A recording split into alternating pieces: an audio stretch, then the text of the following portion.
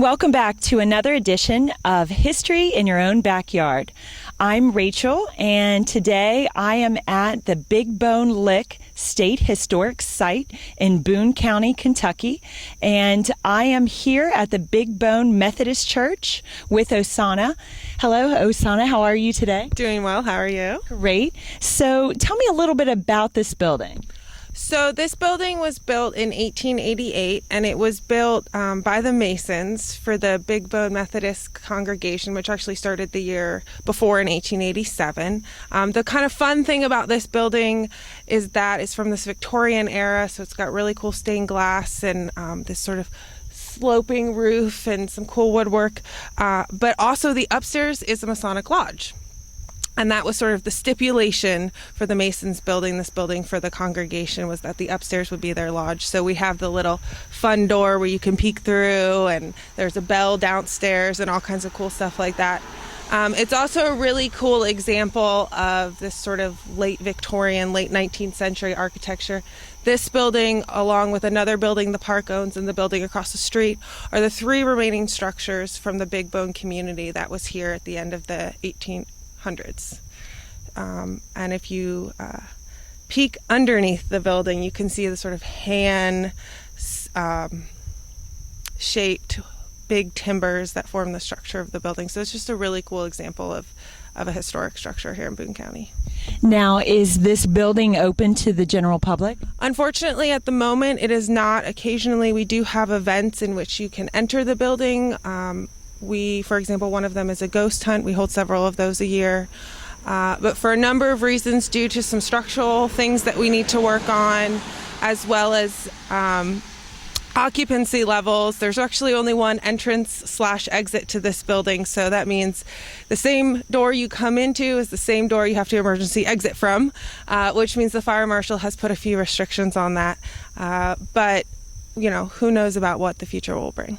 So the information for possibly touring or going through a ghost tour, is that on your website? Yes, all the information for our ghost tours are on our website. You can also contact the park directly, and our phone number is on the website. I'm the park interpreter, so more than likely you'll end up speaking with me.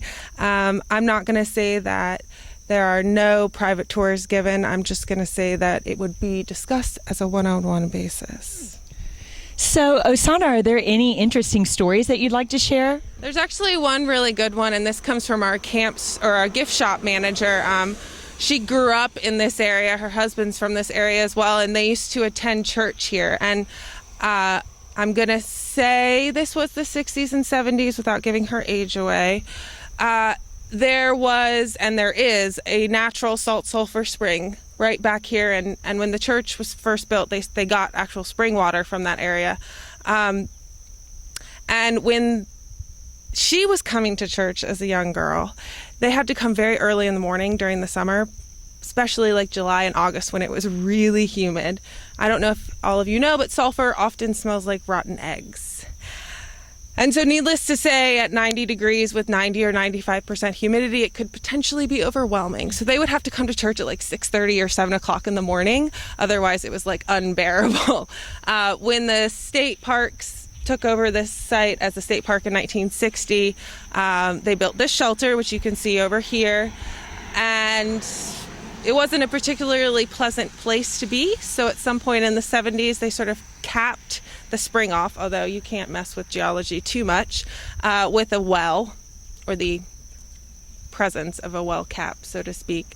The spring is coming back up, but it's certainly not as stinky as I'm sure it was back on those July Sunday mornings. Awesome, very interesting. Well, let's go ahead and go on in and take a look around. Okay.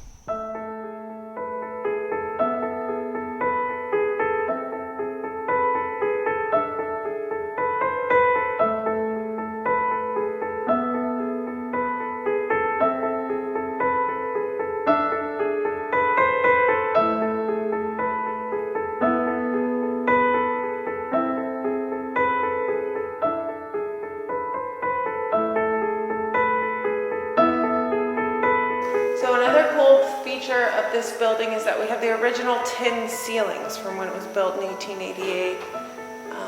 They're actually in pretty good condition, I would say, but It's definitely not something you see in every building these days.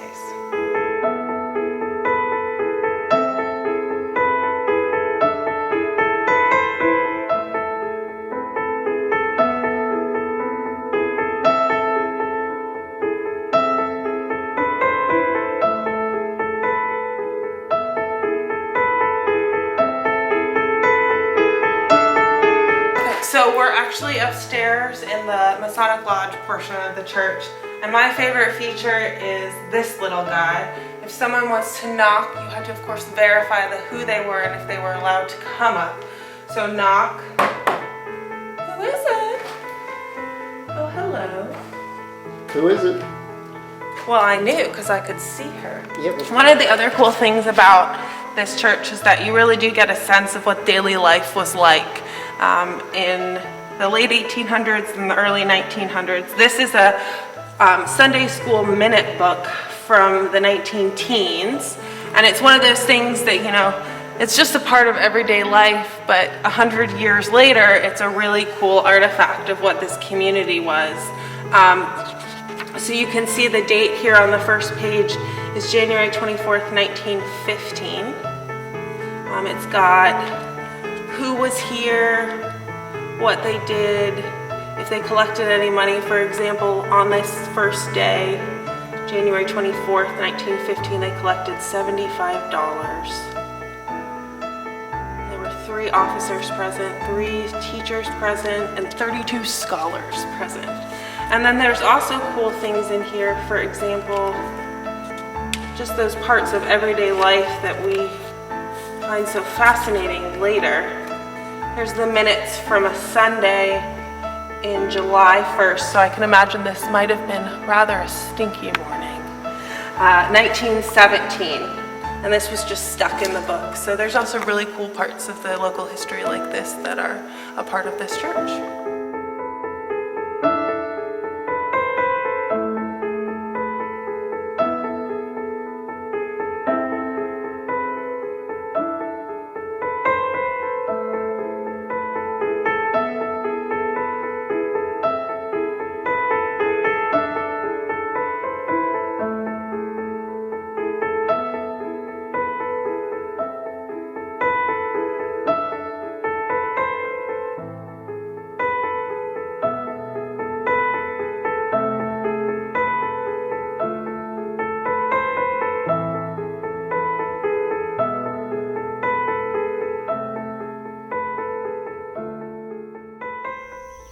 Thank you for watching another edition of History in Your Own Backyard. Remember, travel slowly and stop often.